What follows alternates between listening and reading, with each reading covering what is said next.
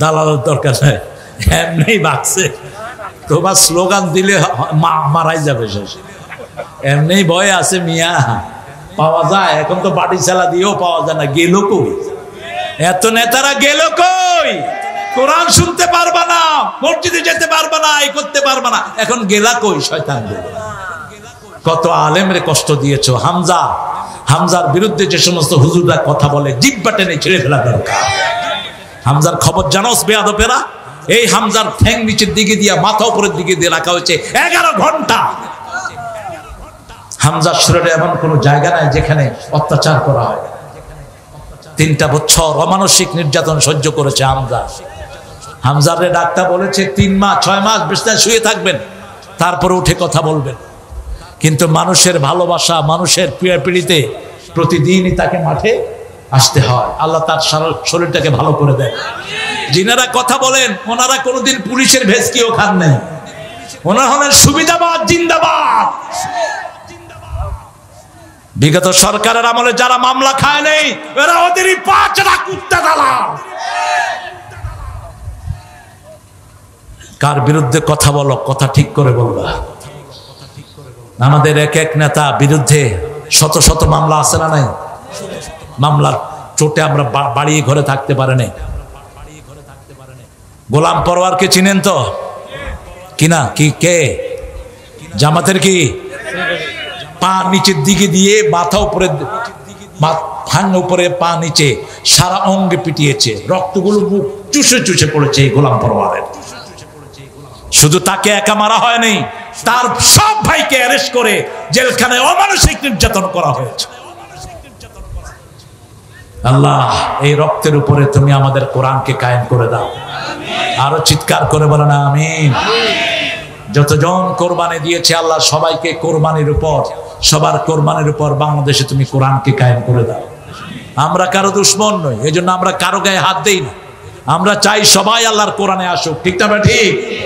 সেই কোরআনে আসার জন্য ইব্রাহিম আলাইহিস সালাম ছাড়া বাঁচার কোনো উপায়।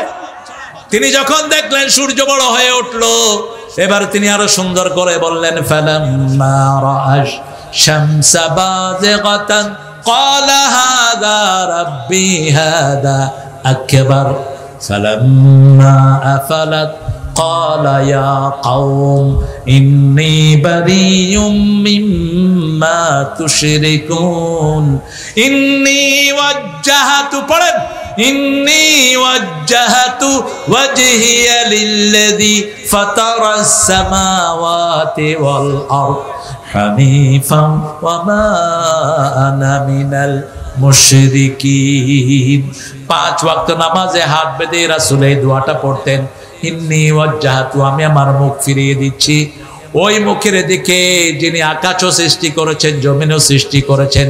একাগ্র চিত্তে আমার সাথে শিরকের কোনো সম্পর্ক নাই। মূর্তি আছে যেখানে আমরা নাই সেখানে, শিরক আছে যেখানে আমরা নাই সেখানে। কদম বুঝি মানুষের সেজদা নাই শয়তানগুলো প্রকাশ্যে, এগুলো আবার আলেম, এগুলোকে বলে মানছে আলেম। নোংরা মুশরিক মাথা নত করে তোর পায়ের সামনে যায় যখন, তুই ধরস না কেন মূর্খ? একমাত্র আল্লাহ ছাড়া কারো সামনে মাথা নত হবে না, ঠিক না ঠিক? খালিদ বিন ওয়ালিদ গেলেন রুস্তমের সেনাপতির ঘরে, শুনেছে খালেদ একাই শত শত কাফেরকে শেষ করে দেয়। খালেদকে ভিতরে রাখা হলো। খালিদ বিন ওয়ালিদ রাদিয়াল্লাহু আনহু প্রথম গিয়ে বাম পা ঢুকিয়ে দিলেন। কোন পা? বাম পা। রুস্তমের ওই সেনাপতির ঘরের গেটটা ছিল নিচা, মাথা নত করে ঢুকতে হতো, তিনি বাম পা ঢুকিয়ে দিলেন। বাম পা আমরা কোথায় ঢুকাই? আরে কথা কন না কেন? আবার ঘরের থেকে বের হতে কোন পা? বাম পা। দুনিয়াটা পায়খানা, ঠিক না ঠিক? পায়খানা ঢুকতে বাম পা, দুনিয়ায় বের হতে বাম পা, মসজিদে ঢুকতে ডান পা, ঘরে ঢুকতে ডান পা। তিনি ঢুকিয়ে দিলেন বাম পা। সেনাপতির চারিদিকে শত শত না হাজার হাজার সৈন্য। খালিদকে বলেছে, তোমার কি ভয় করে না? খালিদ কোমর থেকে তলোয়ার মাটিতে দাবিয়ে বলছেন, খালিদ আল্লাহ ছাড়া কোন তেলি চোরারে ভয়? এক গ্লাস পানি দে, বিষে ভর্তি এক গ্লাস খালিদকে দেওয়া হলো।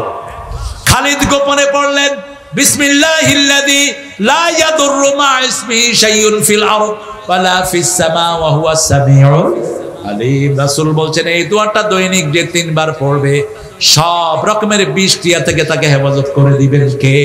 আল্লাহ। এটা পড়ে খালেদ ওই পানি ওই বিষ খেয়ে ফেললেন। সেনাপতি বলল খালেদকে সরাও, খালেদকে সরাও, এই বিষ খেয়ে যে হজম করেছে আমাদেরকে হজম করতে তার সময় লাগবে না। বিনা যুদ্ধে বিজয়, সেই সাহস মুসলমানদের বুকে এখনো আছে না নাই? বেশি তেড়িবিড়ি করবা না ভারত, আমার মুসলমানদের উপর বেশি অত্যাচার করবা না। মুসলমান ভারতে আছে 42 কোটি, বাংলাদেশে 18 কোটি, একসাথে হয়ে আক্রমণ করব, পালানোর জায়গা পাবা না। ভারত আমাদের, আমরা শাসন করেছি 750 বছর। ভারত কত বছর? ভারতের কোন স্মৃতি মুশরিকদের নাই, সব আমাদের স্মৃতি। এই জন্য আমাদেরকে আল্লাহ এক করে দেন, বলে না আমিন। এক যাতে হতে না পারে এই জন্যই সমস্ত ষড়যন্ত্র চলছে। কাফেররা আল্লাহর সাথে শিরক করে, আমরা এক আল্লাহকে ডাকবো। যারা কুল হু আল্লাহ 10 বার পড়বে আল্লাহ তাদের জন্য জান্নাতে প্রাসাদ বানায়া দেয়। কয়বার পড়বেন?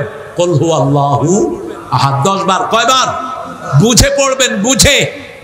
কুল হু আল্লাহ পড়ে মাজারে গিয়ে মাথা ঠোকায়, কুল হু আল্লাহ পড়ে তাবিজের কাছে আশ্রয় চায়, কুল হু আল্লাহ পড়ে আবার সরকার ছাড়া বাঁচার কোনো উপায় নাই, নামাজ নাই, রোজা নাই, কিচ্ছু নাই। এরকম নেতা বেশি না কম?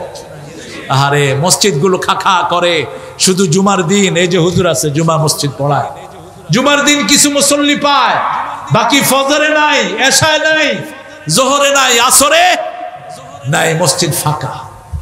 মসজিদে যারা নামাজ পড়ে না তারা কি জান্নাতে যেতে পারবে? জান্নাতের চাবি কি? আরো জোরে বলেন। নামাজের চাবি কি? ওযু। ওযুই তো নাই। আল্লামা সাইদি কত সুন্দর কথা বলতেন। এক নেতাকে জিজ্ঞেস করছেন নামাজ পড়েন তো? কয় হুজুর পড়ি না মানি। কয় হুজুর ফরজ কয়টা? কয় 13টা। পড়তে পড়তে 20টা পড়ছে। কয় কি ব্যাপার? বললেন 13টা, 20টা কইলেন। কয় আছে আরো, ডরে কই না আর কি। জিহ্বা দোয়া, চোখ দোয়া, মুখ দোয়া, হাত দোয়া, ঠ্যাং দোয়া। সাইদি সাহেব তো কত সুন্দর করে বলতেন। আহা কি নেতা আমাদের দেশের। আর যাদেরকে ফাঁসি দিয়েছ এদের নামাজ কাজা নাই, এদের নামাজ কাজা নাই। কাশেম আলী মিন্টু প্রত্যেক নামাজের নতুন কাপড় পরতেন, নতুন জামা। জিজ্ঞেস করা হয়েছে নতুন জামা পরেন কেন? বলছে সূরা আরাফে আল্লাহ বলছেন খুযু যিনাতাকুম ইনদা কুল্লি মসজিদ, তোমরা প্রত্যেক নামাজের সময় তোমাদের সবচেয়ে সুন্দর পোশাকটা তোমরা পরিধান করো। সুবহানাল্লাহ। আর আমাদের অবস্থা কি? সবচেয়ে পচা টুপি, পচা গেঞ্জি নামাজে। সবচেয়ে সুন্দর জামাটা কোথায় পরবো? আল্লাহর চেয়ে বড় মেহমান আর কেউ? সে আল্লাহ বলছেন আমি তোমার আকাশে, আমি তোমার জমিনে সব কিছু কন্ট্রোল করে দেন কে? এই জন্য প্রকাশ্যে যা কিছু চাইবো কার কাছে, গোপনে যা কিছু চাইবো কার কাছে? মনে রাখবেন আপনার ঘরের রহমত আপনার পরিবার, ঘরের ইবাদত পরিবার। রাসূল বলছেন ইবাদত করো। ইবাদত কি? রাসূলকে বলছে, রাসূল বলছেন বিবির কাছে যাও ইবাদত। কার কাছে? বিবির কাছে। সাহাবায়ে কেরাম বলেন এটা কেমন কথা? বলছে তুমি যদি আরেক বেড়ার বউর কাছে যাও কি হবে? কি হবে? এজন্য হুজুররাও পরকিয়া জ্বলাচ্ছে। হ্যাঁ তুই যাস কেন? মেয়েদেরকে পড়াইতে কইছে কে তোরে মূর্খ? নিজের চরিত্রকে আগে হেফাজত করো। অন্যের কাছে দোষ দেওয়ার আগে আগে নিজের দিকে তাকাও। ঠিক না বা ঠিক? আপনি আপনার সীমানা লঙ্ঘন করবেন না। ইবনে মাসউদ রাদিয়াল্লাহু বলছেন 1000 কোটি টাকা আমার কাছে দিলে আমি সংরক্ষণ করতে পারবো, কিন্তু কালো ঘুটঘুটে একটা মেয়ে আমার রুমে থাকবে, আমি আমার চরিত্রকে কন্ট্রোল করতে পারবো, তার কোনো নিশ্চয়তা নেই। দুইটা ফিতনা থেকে বাঁচো। একটা হলো দুনিয়া, একটা হলো মাল, আর একটা নেশা। আরেকটা কি? নেশা। ইত্তাকু, ইত্তাকু, তোমরা বাঁচো দুইটা ফিতনা থেকে। একটা ফিতনা হলো দুনিয়া। ইন্না আউয়ালু ফিতনাতু বনি ইসরাঈল কানাত ফিন নিসা। বনি ইসরাঈল ধ্বংস হয়েছে মেয়েদের ফিতনার কারণে। ফিতনাতু উম্মতি আল মাল, আমার উম্মতের ফিতনা হলো সম্পদ, সম্পদ, সম্পদ। আর দ্বিতীয় হলো নারী। দ্বিতীয় কি? ইন্না কাইদাকুন্না আযীম, নারীর ষড়যন্ত্র বড় মারাত্মক। এই জন্য বেঁচে থাকো, নারীর সাথে ইনিয়ে বিনিয়ে কথা বলার কোন দরকার। কি সুন্দর করে কথা বলবি, ভালো আছে কেন তুই সুন্দর করে কথা বলবি, ছাগল কোথাকার। নারীরাও যেন কারোর সাথে ইনিয়ে বিনিয়ে কথা না বলে, ওদের কণ্ঠে যেন রুক্ষতা থাকে। কোন পুরুষ যেন কথা বললে, ফোন করলে বাই মিস্টেক চলে গেলেও আপনারা দেখবেন রাতের বেলায় কিছু ছেলে আন্দাজে গুন্দাজে নাম্বার ঢুকায়, ঢুকে যখন মহিলা কণ্ঠ পায় বস শুরু হলো। এটাই তো আমি খুঁজছিলাম। এরপরে মহিলার সাথে প্রেম, প্রেমের পরে দেখা, দেখা করতে গিয়ে দেখে মহিলার বয়স 60, পোলার বয়স হলো 20।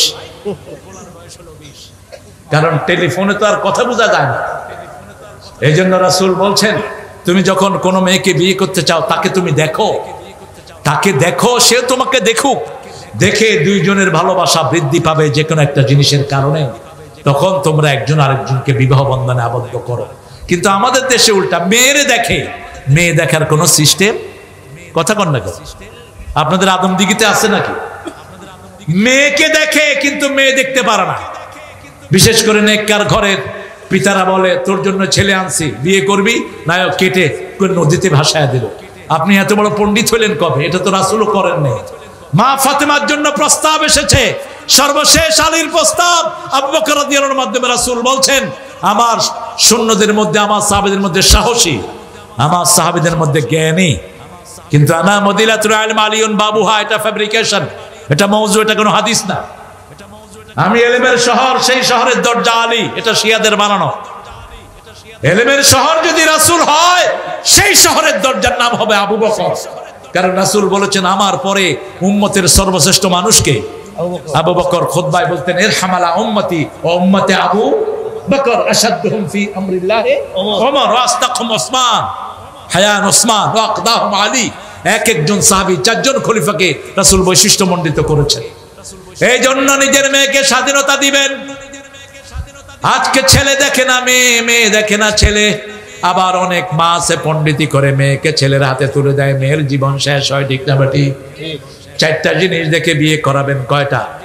প্রথম হলো দিনদারি, প্রথম কি? দ্বিতীয় পরিবার, তৃতীয় সম্পদ, চতুর্থ সৌন্দর্য। বাকি 3টা কম হলে দিনদারি দেখলেই দিয়ে দেন। কি দেখলে দিয়ে দেন? সুন্দরী মেয়ে কিন্তু 3 দিন পরে চরিত্রহীন ধরা পড়েছে, আপনি তাকে নিয়ে ঘর করতে পারবেন না। ঠিক না বেটি? আবার আজকের সুন্দরী কালকের পেতনিও না, যেগুলো বিশ্ব সুন্দরী এগুলো বিশ্ব পেতনিও না। 2 বার শুধু বাথরুমে গেলেই শেষ, সৌন্দর্য শেষ। তৃতীয় পরিবার, আমি অমুক পরিবারের সন্তান, সৈয়দ পরিবারের নাম ভাঙা বহু পান্ডা আছে আমাদের দেশে, ওনার নবীর বংশ। আমরা কি ফেরাউনের বংশ? আমরা সব নবীর বংশ। লাকাদ কাররামনা বনি আদম, আমাদের বাপ আদম। ঠিক না বেটি? তুমি আলাদা বৈশিষ্ট্য নিতে যাও কেন? হ্যাঁ, রাসূল সাল্লাল্লাহু আলাইহি ওয়াসাল্লামের বংশ থেকে যদি রাসূলের সুন্নত মানো, রাসূলের পদাঙ্ক অনুসরণ করো, পুরস্কার আছে না নাই? আছে। কিন্তু রাসূলের পরিবারে থেকে যদি আবু জাহিলের কাম করো, তাহলে শাস্তিও তোমার জন্য আছে। আবু লাহাবের কাম করো, শাস্তিও তোমার জন্য আছে। এই জন্য আল্লাহ রাব্বুল আলামিনের প্রশংসা করব সবখানে। রাসূল একটা প্রশংসা করতেন আর বলতেন, এই প্রশংসাটা যে করবে কিয়ামত পর্যন্ত তার জন্য সওয়াব লেখা হয়ে যাবে। পড়েন, লাকাল হামদ, লাকাল হামদ, সুবহানাল্লাহি ওয়া বিহামদিহি, আদাদা খালকিহি ওয়া রিদা নাফসিহি ওয়া জিনাতা আরশিহি ওয়া মিদাদা কালিমাতিহি। এই দোয়াটা রাসূল সাল্লাল্লাহু আলাইহি ওয়াসাল্লাম মা জুয়াইরিয়াকে শিখিয়েছিলেন। মা জুয়াইরিয়াকে বলেছিলেন যে তুমি এই দোয়া একবার পড়বা। রাসূল প্রতিদিন ফজরে এটা 3 বার পড়তেন, মাগরিবে 3 বার পড়তেন। এই দোয়াটার ভিতরে এমন কথা, কিয়ামত পর্যন্ত ফেরেশতারা সওয়াব লিখেও শেষ করতে পারবে না। এত বেশি জামে প্রশংসা আল্লাহ এটার ভিতরে দিয়েছেন। আমরা আজকে এখানে ক্ষান্ত করবো ইনশাআল্লাহ। ঠিক আছে? রাত্র 12টা, আমার 12টা বাজছে, আপনাদের কয়টা? দোয়া হবে ইনশাআল্লাহ। পুরুষ মহিলা মানুষের সালাতে নিয়ম আলাদা আছে কিনা? না, আলাদা নাই। সল্লু কামা রাআইতুমুনি উসাল্লি। কিন্তু মেয়েদের শারীরিক গঠনের কারণে মেয়েদের কিছু জিনিস এমনি লেটিয়ে যায়, সেটা ভিন্ন।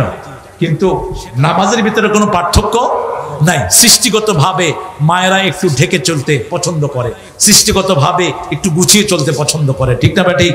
কথা কন না কেন? সেই সৃষ্টিগতভাবে যেটা পরিবর্তন সেটাই, কিন্তু বেসিক কোনো পরিবর্তন নাই। এদের কি মাজারে এবং পীরের সাথে সালামে সেজদা করা ইসলামী শরীয়ত অনুযায়ী কতটুকু জায়েজ? 100% হারাম। 100% কি হারাম? পীরের সেজদা করা 100% কি হারাম? ওই পীর ও মুশরিক যেটা করছে এটাও মুশরিক।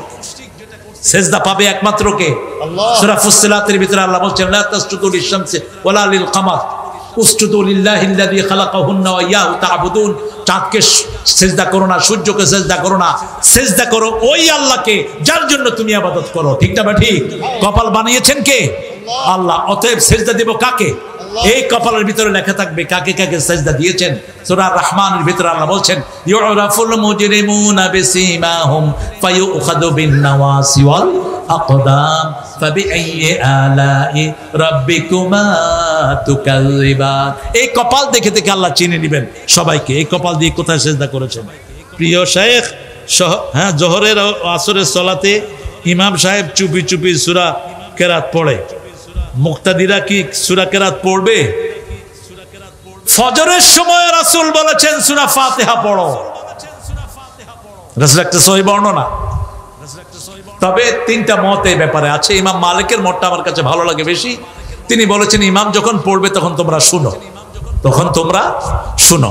আর ইমাম শাফিঈ, ইমাম আহমদ ইবনে হাম্বল বলছেন ইমাম যখন পড়বে তখনও তোমাদের পড়তে হবে। আর ইমাম আবু হানিফা বলেছেন কেরাতুল ইমামে কেরাতুল মুসল্লিন। ইমাম যখন কেরাত পড়ে তোমরা শুনো, কারণ ইমামের কেরাতে মুসল্লির কেরাত হয়ে যায়। তবে পড়াই উত্তম। পড়াই কি উত্তম? পড়লে আপনার লাভ কি? রাসূল সাল্লাল্লাহু আলাইহি ওয়াসাল্লাম বলছেন কসিমাতিস সালাতু বাইনি ওয়া বাইনা আবদিন ইসবাইন, হাদিসে কুদসি, মুসলিম শরীফ। বলছে নামাজ আমার মধ্যে বান্দার মধ্যে ভাগ করো নাই। বান্দা যখন বলে আলহামদুলিল্লাহি রাব্বিল আলামিন, আল্লাহ জবাব দেয় হামেদানি আব্দি। আল্লাহ তার সাথে কথা বলা শুরু করে দেয়। সুবহানাল্লাহ। তা আপনি এই সুযোগ থেকে বঞ্চিত হবেন কেন? আপনি চেষ্টা করবেন যাতে পড়তে পারেন। আল্লাহ তৌফিক দান করুন। হয়ে গেছে তো? হ্যাঁ প্রিয় শায়েখ, আহলে হাদিসের কি হাদিসটা সূরা ফাতিহা শেষে জোরে আমিন বলে শাহাদাত আঙ্গুল নড়াচড়া করে। ঠিক আছে, শাহাদাত আঙ্গুল তো নড়াচড়া করবেন। শাহাদাত আঙ্গুল রাসূল এভাবে তুলে রাখতেন অথবা একটু একটু করে নাড়াতেন। আমরা যে ওই যে আশহাদু আল্লা ইলাহা ইল্লাল্লাহর সময় উঠাই, এটার কোনো বর্ণনা সহিহ হাদিসে নাই। আপনি হয় উঠিয়ে রাখবেন আর না হলে একটু একটু করে নাড়াবেন, এটাই সহিহ সুন্নাতে এসেছে। আর জোরে আমিন যদি ইমাম সাহেব বলে আপনিও বলবেন, আর যদি ইমাম সাহেব আস্তে আমিন বলে আপনি জোরে আমিন কে ইমামের উপরে উঠবেন কেন? এটা যেন মাথায় থাকে। আমিন দুইভাবে বলা যায়। মক্কা শরীফে গেলে আমরা কি আস্তে বলি না জোরে বলি? এটা নিয়ে কোনো ঠেলাঠেলির দরকার নাই। যেখানে ইমাম সাহেব জোরে বলে আপনিও জোরে বলবেন, যেখানে ইমাম আসতে বলে ইমামের পরেই তো বলবেন। ইমামের আগে যদি বলেন আপনার মাথা তো গাদার মাথা হয়ে যাবে কিয়ামতের ময়দানে, নামাজ তো কবুল হবেই না।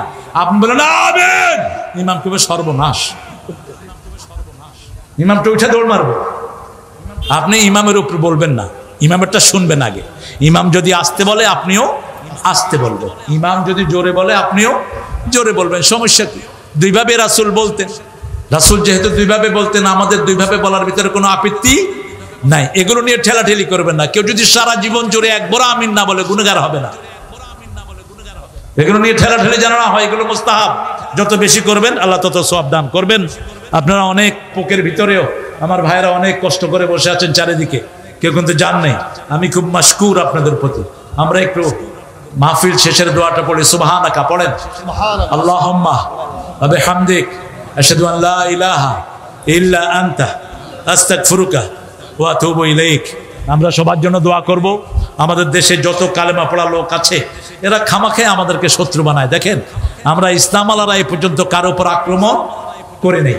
আমরা চাই আমরা সবাই মিলে আল্লাহর বিধান মেনে জান্নাতে যেতে চাই, ঠিক না ঠিক? এই জন্য আমরা সবাই যেন একসাথে কোরআনের উপর থাকতে পারি। আল্লাহ তৌফিক দান করুক। অনেক মিডিয়া আজকে এসেছে, এই মিডিয়ার প্রত্যেকটি ছেলেকে আল্লাহ ইসলামের জন্য কবুল করুক। এদের সাবস্ক্রাইব আল্লাহ বাড়িয়ে দিক। এরা কোরআনের প্রোগ্রামগুলো চালু করেছে, কোরআনের প্রোগ্রামগুলো জারি রেখেছে। এই জন্য ইউটিউবার কর্তৃপক্ষকে বলবো তোমরা এদের ভিউ কমাবে না। যদি তোমরা ভিউ কমাতে থাকো ইসলামিক পোষণগুলো, অচিরেই মুসলমানরা ইউটিউব করবে, তোমাদের ইউটিউবের দিকে কেউ মুখও দিবে না। আমাদের মধ্যে সবকিছুই আছে, ঠিক না ঠিক? এই জন্য আমরা কারো ধার ধারি না, আমরা একমাত্র একজনকে ভয় করি, তিনি কে?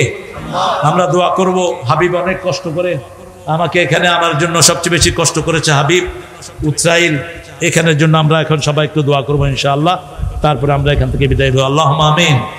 لا إله إلا هو الحليم سبحان ربنا العرش العظيم اللهم صل وسلم على نبينا محمد وعلى آله وصحبه أجمعين ربنا ظلمنا أنفسنا وإن لم تغفر لنا وترحمنا لنكونن من الخاسرين ربنا آتنا في الدنيا حسنة وفي الآخرة حسنة وقنا عذاب النار ربنا وآتنا ما وعدتنا على رسلك ولا تخزنا يوم القيامة إنك لا تخلف الميعاد উৎসাইল বামনি গ্রাম জাহানাবাদ এখন পাড়ার উদ্যোগে এই আদমদিগির শেষ প্রান্তে বসে হাজার লক্ষ জড়াতে নেই গভীর রজনীতে হাত তুলেছি। আল্লাহ, কারো কাছে এইভাবে কখনো হাত পাতি না। তোমার হাবিব বলেছেন, কেউ যখন হাত পাতে তার হাত কখনো তুমি খালি হাতে ফিরাও না। আমাদের জীবনের গুনাহগুলো মাফ করে দাও। বাংলাদেশের সকল মানুষকে ইসলামের জন্য কবুল করো। আল্লাহ, আখিরাত বড় কঠিন, মানুষকে বুঝার তৌফিক দান করো। এই ছোট্ট জীবন দিয়ে কেউ যেন আখিরাত নষ্ট না করে। আল্লাহ আল্লাহ রাব্বুল আলামিন মাহফিলের আয়োজন যারা করেছেন তাদের সবাইকে তুমি মাফ করে দাও। এই যুবকদেরকে সাইয়েদনা হামজার ঈমান দান করে দাও। আল্লাহ, আমার চেয়ে অনেক সুন্দর কথা বলেছে আমার হাবিব, হাবিবকে তুমি কোরআনের হাবিব বানিয়ে দাও, রাসূলের প্রিয় হাবিব হিসেবে কবুল করো। যত আলেম কথা বলেছেন সকল আলেমকে তুমি হায়াত দারাজ করে দাও।